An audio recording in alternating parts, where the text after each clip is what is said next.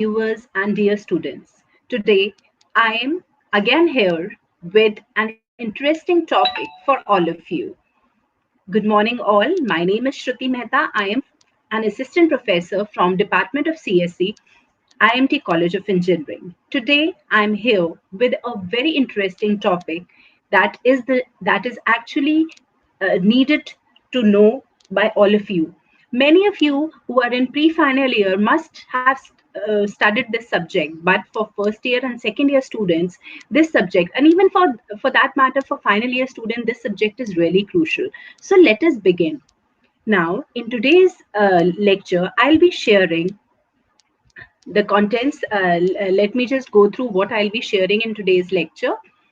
I'll be talking about the database and data warehousing, the history of data warehousing, how the data housing technique evolved, and then the evolution in organization use. Data warehousing was there, but how in an organization its use was evolved, like what were the types of data warehouse that came. Initially there was some other, then so that legacy, how we shifted from the evolution, we are going to talk about that. Then we'll come to data warehouse architecture. We are going to discuss what actually data warehouse architecture is and why it is important. Then we'll talk about the benefits of a data warehousing. Yes, what are the benefits of using a data warehouse? Why not this conventional databases? There must be some benefits. That is why we have evolved from simple databases, relational databases, to the data warehousing. So it is important to know what are the benefits behind that. Then we are going to discuss the strategic uses of data warehousing. There must be some strategic uses also where it is actually implemented. That is why data warehousing is much in demand. So we are going to look at those uses. Then we'll come on the most significant part, that data warehousing has certain disadvantages too, which further led to the researchers to think upon and develop something something more advanced, that is not that is meeting the limitations of data warehouse. So we'll come with the notion of data mart. Yes, data mart is a sub part of data warehouse, but it is more specific. Yes, data mart is more specific, and data warehouse is it's wholesome. So we are going to look at the disadvantages of data warehouse, and then we are going to talk about data marts. And also, once we are covered data mart, then I'll take you into what is data mining, what is text mining, what is data mining, and why it is so important for decision supports. Then text mining and some differences between OLAP and OLTP, and data warehousing integration. And finally, the most important aspect we are going to talk is business intelligence. Yes, dear friends and dear viewers, we are discussing, we are learning this technology. We are talking so much about data warehousing and data mining, text mining. Why so? Because actually it is implemented in business intelligence.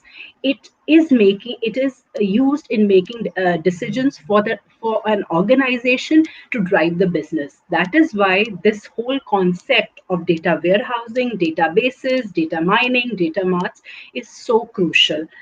And I hope with this content slide, the basic motive behind me picking this topic is clear to all of you. So let us proceed further. Now, database and data warehouse. We all know that we know now. We'll see the differences between all these terms.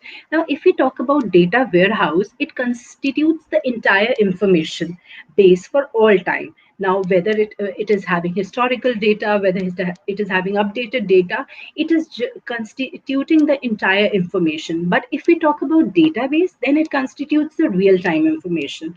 So data warehouse supports DM and business intelligence. So it has two modules with it. Why? Because we need to come upon certain decisions that will help in our business. That is why we use data warehousing. It is nothing but we can call it a repository of data. Okay. And from that repository, further what we do, we mine the data. so as to make important decisions which can further enhance our businesses. For example, let us take, because these terms might be, going overhead to some of you. So let us take an example of a supermarket. Now, in case if you go to a supermarket, you must have seen that certain items that are fast selling, they are often kept together. Now, why it is so? What is the decision, how we have come to this decision that this particular item is a frequent buy among all the customers? Because we have a huge database, but from that huge database we have narrowed down our search to limited to three items, that these are the frequent buy. For example, you must have seen at the supermarkets, like usually candies and some chocolates are kept at the counter, because it is strategically kept so that whenever you are, when you are done with your billing and you're carrying little kids, they know that they are going to demand for that, and as parents you're going to get it for them. So it is a potential must buy or frequent buy of that particular. Also, we can take another examples like Lays and cold drink. If you buy cold drink, then you will buy a packet of Lays together. So this is a kind of decision that is made from the huge database. So we can call data warehouse supports DM and business intelligence. Now this business intelligence, we have mined this intelligence because we were having a huge database with us, huge amount of data, but we have mined that particular data and we have come on a decision. We have derived knowledge from that data. So this particular thing of deriving information from the raw data is termed as data mining. Okay, we'll discuss further in our coming slides what it is all about. So database is used to run the business. So this is what I was telling you, that databases are the crucial step for running a business. But data warehouse tells us how to run the business, because it will tell you the strategic decisions that will be made in the business, and it will help you progress in the business. All right. And also data warehouse houses are used in market basket analysis. This is what I was telling you. Market basket analysis, it is a term that tells you how much your market, how much your production is going to progress depending upon what items will be sold maximum. So this is something that is tells you the scenario of market. Okay. So now let me take you to another slide. Now this tells you a producer wants to know which are the lowest and highest margin customers. So how that he will come to know? He has a huge database, but out of that huge database, he is just concerned for this particular thing. Also, who are my customers and what products are they buying? If he wants to know, out of if a Walmart supermarket, if a supermarket store, sorry, wants to know what who all are his customers and what customers are buying what, then what this kind of information, how we can deal with this information. And likewise, we have other questions like which customers are most likely to go to the competition, what impact will new products or services have on revenue and margins, what is the most effective distribution channel, what product uh, uh, promotions have biggest impact on the revenue. So to deal with all these questions, we know that we have data that is exploded everywhere and we cannot find the actual data. Let me take you to the slide back. Now, these were the questions that only a producer wants to know. But hunting for the answers is something that out of the big data, out of the huge data, how can we hunt for the answers? Why? Because data is scattered over the network. Many of you will agree to that, and there are many versions of the same data, but there are subtle differences between each version. Further, we need an expert to find the data because our query is specific. So we cannot understand the data we found. That means sometimes our data is poorly documented. This also might be a big hurdle. Also, we cannot use the data we found. Sometimes our results are unexpected. The data needs to be transformed from one form to another. So for all this, this is sometimes refers to as data explosion problem also. Data is so vast and it is exploded, it is scattered everywhere, but we need to hunt for the right data because we as end users or we as customers have certain specific queries. We are not concerned with the entire data. We just are limited to a particular set of data. For example, in this particular slide, the customer wanted to know only the lowest margin customers or the highest margin customers. He is not aware, he is not concerned about the whole data. So I hope I am able to make sense till here. Now, coming on to the conclusion of these 3 4 slides. Now, how to define a data warehouse? So we can put a data warehouse and we can call it a repository or a single complete और consistent store of data. एक ऐसा store जिसमें हम अपने data को integrate form में रख सकते हैं और कैसे रख सकते हैं ताकि वो कंप्लीट और कंसिस्टेंट इंफॉर्मेशन दे सके. So let us read the definition. A data warehouse is nothing but a single, complete, and consistent store of data obtained from a variety of different sources. Now, important point which needs to be highlighted here is that the data warehouse में जितना भी data है that is coming from heterogeneous data sources. Okay, it is not always the case that the data is coming from same sources. No, because we have vast data. So heterogeneous sources से data आ रहा है लेकिन हमने उसको एक single complete और consistent store में रख दिया, उसको हमने बोला है data warehouse. Why? So as it is made available to the end users in what they can understand and they can further use in the business context. So they can, because ultimately this particular data has to be used by users and they have to use in an organization to enhance the growth of the organization. So this particular data needs to be consistent, it needs to be complete, and it needs to be integrated. So this is what is the meaning of a data warehouse.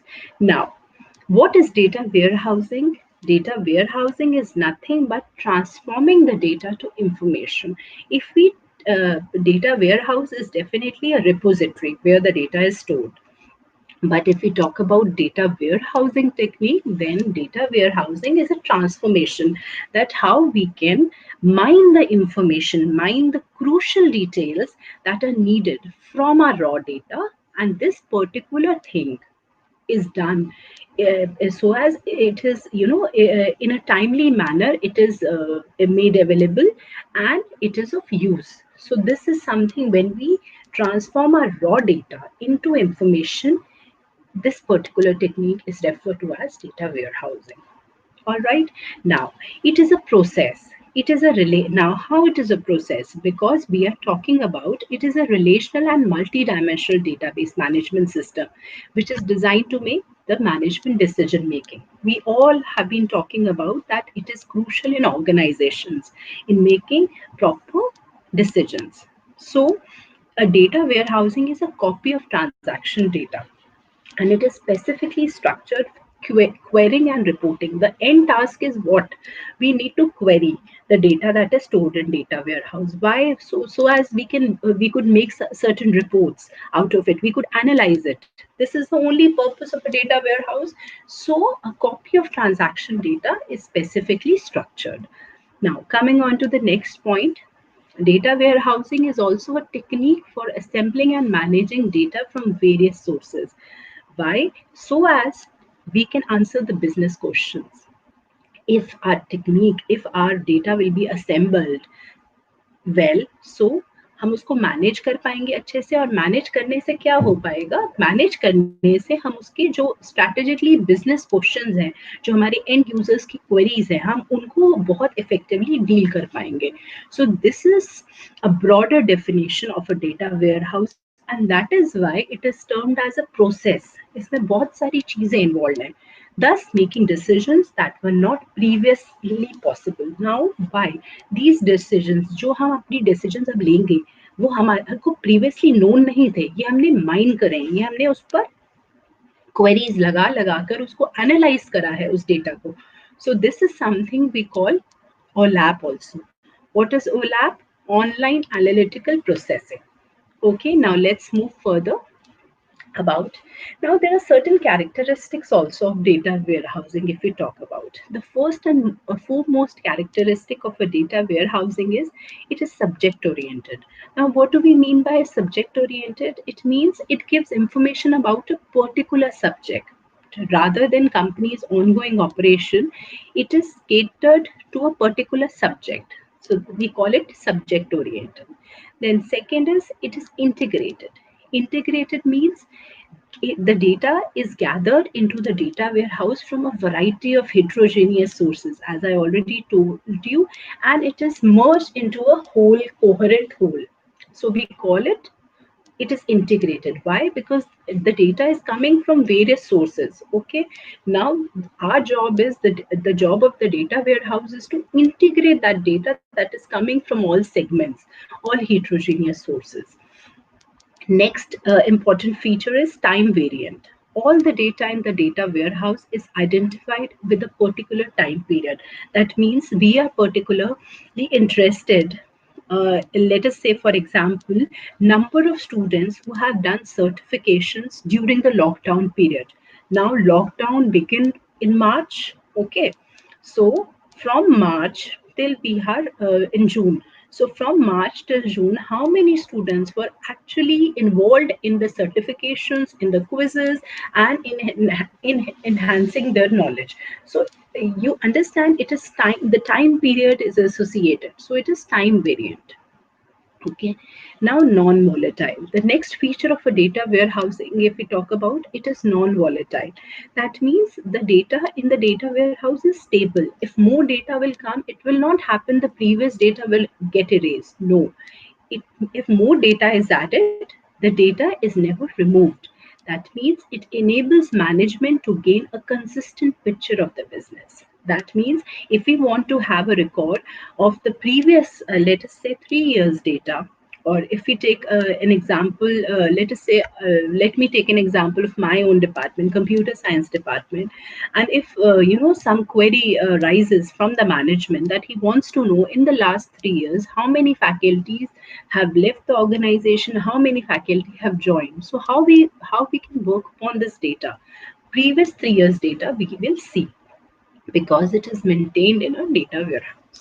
Now, data warehousing is also combination combining data from multiple. This I have already discussed.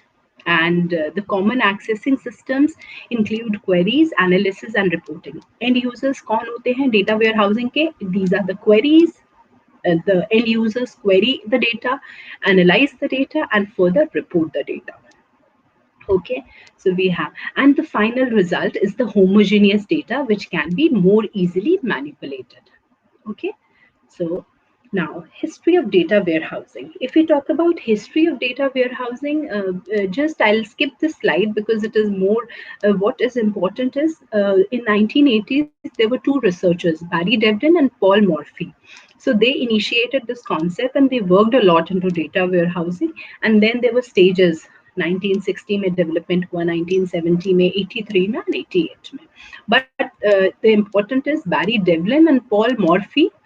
They were the two persons who actually worked a lot. Now having understood data warehousing, databases, now let us move to OLTP. Now, what is OLTP? Online transaction processing. Now, this is a special type of data organization and access methods and implementation methods. Now, why these are needed? Because we need to support data warehousing queries. Why? Because if we talk about our data warehouse, it is typically multidimensional. There is huge amount of data that is stored across many dimensions.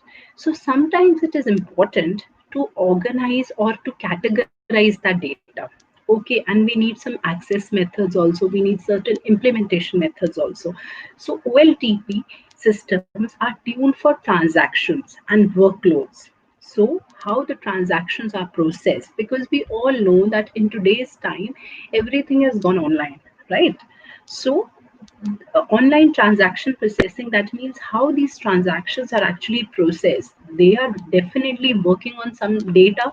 That is why, how do you pay your bill, these mobile phone bills? It is all done generally. Everything is done at the click of a phone these days. So we need to understand what is OLTP. It is something, these systems are tuned in for known transactions and also for workloads. Okay, so now what is now, if when we are talking about OLTP and data warehouse, so it is important also to understand that there must be some differences between the two, OLTP and data warehouse. So let us quickly just go through the differences. Now, if we talk about data warehouse, we have already discussed the major characteristic. It is subject oriented. Subject oriented means rather than companies all operations, it is going to cater to a particular subject. Now, if we talk about OLTP, it is more of application oriented. Why? Because it is used to run the businesses, whereas data warehouse is used to analyze the business. Why run the business? Because it is transaction based. We have to do certain transactions if we talk about OLTP, so we need to understand. So it also, it is having detailed data. If we talk about data warehouse, it is integrated, summarized, and refined data is there. And OLTP, the current up to date data is stored, and data warehouse, the snapshot of the data is taken. Also, isolated data is there in OLTP, and if we talk about data warehouse, the integrated data is there. Also, OLTP is for clerical users, but data warehousing is for knowledge users. Now, in OLTP, we have this limitation that few records are accessed at a time. Because if one query is going on, then we can access only those particular records on which we are interested in our transaction. But in contrast, if we talk about data warehouses, then large volumes accessed at a time. Now, read and update access is possible. And if we talk about data warehousing, then redundancy is mostly read operation is possible. There is no update that is possible. In OLTP, there is no data redundancy, but if we talk about data warehousing, then yes, redundancy is present. And the database size for OLTP would vary from 100 MB to 100 GB, whereas in data warehouse it is from 100 GB to a few terabytes. Also, transaction throughput is the performance metric. How is a particular transaction performing? The efficiency of the is the major performance metric there. And in data warehousing, we are mostly interested in a query throughput. Why? Because we are dealing with that only, query, analysis, and the reporting, the reports that are generated. So definitely what is the particular throughput of a query is the only performance metric in data warehousing. Also, OLTP, thousands of users can use, data warehouse, hundreds of users can use, because a lot of data needs to be accessed. Then it is managed in entirety, whereas data warehouse is managed in subsets. Now, coming on to now, if I need to summarize this, then I can say that OLTP systems are used to run a business, whereas data warehouse is to optimize the business. Why? Because we need to query further the data. But in case if I need to run a business, then OLTP systems are definitely one thing that we need to, how to run a particular business. Now, coming on to the next important aspect of data warehouses, organizational use. We all know by now that data warehouses are actually used in organizations, right? Now there are certain they have not come all of a sudden. They were there from 1980s, 1960s, but they have evolved. So earlier, what just let us have a look at uh, these evolution process. Earlier we used to have offline operational database, then became offline data warehouse, then real time data warehouse, and finally integrated data warehouse. Now what was happening in offline operational database, the data warehouses were developed by simply copying the data off from an operational system to another server, right? Where the processing load of reporting against the copied data does not impact the operational system's performance. Simply, the data was being copied off. Offline data warehouse. The second category, data warehouse. Now, what was happening is this: at this stage, they were updated from the data in operational system on a regular basis, and the data warehouse data is stored in a data structure designed to facilitate only reporting. So this was happening in offline data warehouse. Then came real time data warehouse. Now data warehouses at this particular stage were updated every time an operational system performs a transaction. The every time as the transaction was being performed, it was being updated in the real-time database. Then came the integrated and the final data warehouse, which we are working right now. Now, data warehouse at this stage are updated every time an operational system performs a transaction. Also, the data warehouse then generates the transaction that are passed back into the operational system. So the difference is this between real-time data warehouse and the integrated. Also, the transactions that are generated are passed back into the operational systems. Now, now having understood this much, we are now in a position to recall the architecture of data warehouse. Now, as I said, the role of the data warehouse is to integrate it is a repository where the data is stored and the data is coming from heterogeneous sources.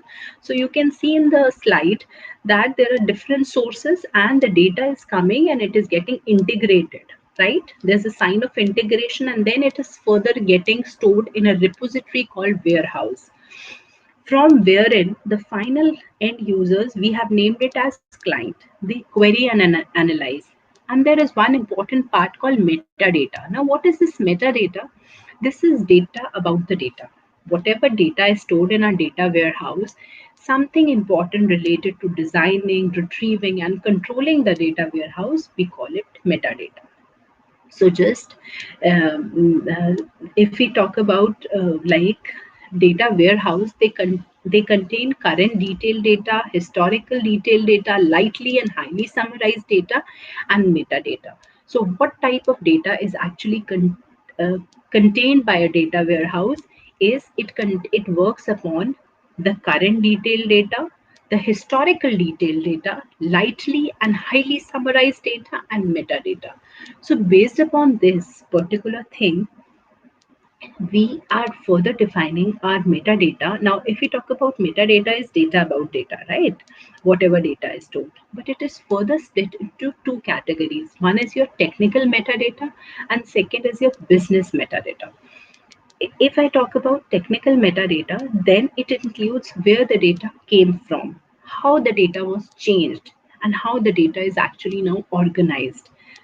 Okay, who owns the data, who is responsible for that particular data, and how to contact them, who can access that particular data, and the date of the last update. So, this is something all technical metadata. If I talk about business metadata, then it includes what data are available, where the data are available, what the data mean, how to access that particular data, the predefined reports and queries, and how the current data is. Okay, so this is something about metadata. Now, advantages. How this particular technology is impacting our businesses. The first and foremost advantage is it provides business users with a custom centric view of companies' heterogeneous data. Why? Because it is helping it to integrate the data from sales, service, manufacturing, distribution, and other customer related business.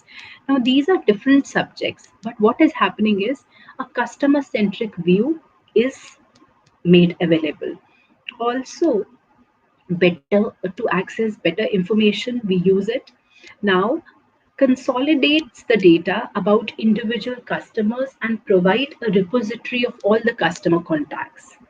Why this particular repository of customer contacts is needed? Because we further need to deal with segmentation modeling, customer retention planning, and further cross sales analysis. So in business, all these things are highly needed and highly recommended. So that is why this data warehousing strategy plays a very crucial role.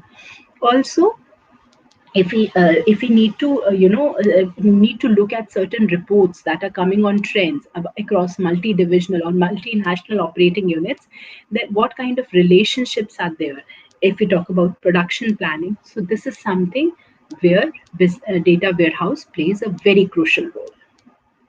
Now, coming on to the strategic uses of data warehouse, this is something each one of you must know. Now, these are all examples how data warehousing is used by each and every industry. Now, if we talk about airline industry, we all know that crew assignment, aircraft development, analysis of the route probability, frequent flyer program, all these are strategic uses. Okay, now how we can calculate this particular aspect? It is only through data warehousing that this particular route has the highest probability. In an airline industry, it is very important. I mean, like on which route the flight will go. And for example, if it is a tourist destination, then definitely that particular route profitability and probability of the is will be more. So that is why analysis, also mix of fares. So these are certain strategic use in the airline industry. Similarly, with banking sector, we need to understand the trend analysis, product and service promotions for which product and which service promotion combinations. So likewise. And the third example is for credit card. For credit card, it is very important to analyze the customer service, to identify the fraud detection in case if it is happening. We all know that with credit cards, one thing that is we cannot deny is fraud detection. So we need to this is also where data warehouse can actually come into use, and we can use them strategically. Also, if there's some new information service, then we can deal with that. In healthcare sectors, data warehousing are immensely used. Why? Because they reduce the operational expenses. Also, in investment and insurance, like risk management, market movements, they are used. In retail chain, they are immensely used to analyze the trend analysis, the market basket analysis, which I earlier covered, buying pattern analysis. What are the patterns of buying? Which customer will buy what and in what amount? Pricing policy, inventory control, sales promotion, likewise. In telecommunications, personal care, and public sector also, data warehousing are being strategically used. So you can just go through, you can just see that data warehousing is of is so much significant these days that every industry, whether it is airline, banking, credit card, healthcare, retail chain, personal care, everyone is working on the data warehousing. Now, now there are certain disadvantages also of data warehouse. Now, what could be the disadvantages? The first and foremost is it does not provide an optimal environment for unstructured data. Structured data is fine, but if we why? Because we need to integrate the data. So it does not provide an optimal environment. So this comes as the biggest disadvantage. Also, ETL operations. ETL is extraction, transformation, and loading. We need to the data needs to go through these steps. That is why, so it adds to working in a data warehouse. Also, data warehouses are highest cost. The maintenance costs are high, and the next disadvantage is it gets outdated relatively quickly. So, and if we talk about, there's a fine line between data warehouse and operational systems also. So, duplicate expensive functionality may be developed, right? So, these are some of the disadvantages that are there in data warehouse if we talk about. Now, what is the solution? Since we cannot give up working with data warehouse, we have already understood the significance, but we have to devise a solution for these disadvantages. So what is the solution is data mart.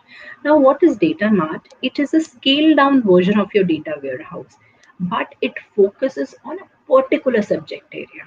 That means data warehouse was wholesome, but data mart is a sub part of your data warehouse that is only focusing on a particular subject area. So we can call it a subset of organizational data store, right? Which usually oriented for a specific purpose, right? Now, what were the reasons for creating a data mart? Why this is important? Easy access to frequently needed data. This is one reason why data marts could have come. Also, a collective view could be taken by a group of